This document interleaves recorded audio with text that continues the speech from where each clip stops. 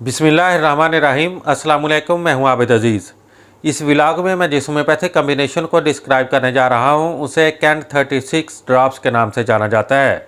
Cantt 36 drops की composition में जो एक्टिव इंग्रेडिएंट्स का इस्तेमाल किया गया है उसमें शामिल है एकोनाइटम नेप्लस 6x, belladonna 6x, chamomilla 6x, हाइपरसल्फ 6x और पल्साटिला 6x। मज़ीद डिटेल में जाने से पहले मेरी आपसे रिक्वेस्ट है कि मेरे चैनल को सब्सक्राइब कर लें, वीडियो को लाइक कर दें और बेल आइकन को प्रेस कर दें ताकि मेरी हर नई आने वाली वीडियो का नोटिफिकेशन आपको बर वक्त मिलता रहे।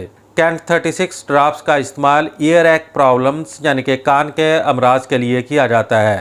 कान में दर्द, सोजश, खुजली, ऊंचा सुनाई देना, कानों में मुख्तलिफ आवाज़ों का गूंजते रहना, कुव्वत समात की कमज़ोरी या बहरापन, इन तमाम अलामात में कैंट 36 का इस्तेमाल नहायत मौसर होता है। शीरखार बच्चों में दांत निकलते वक्त कान में दर्द होना, ऐसी सूरत में भी बच्चों के दर्द को रफ़ा करने के लिए कैंट 36 ड्रॉप्स कान के जुमला अमराज और तकालीफ को रफ़ा करने में अक्सर हैं।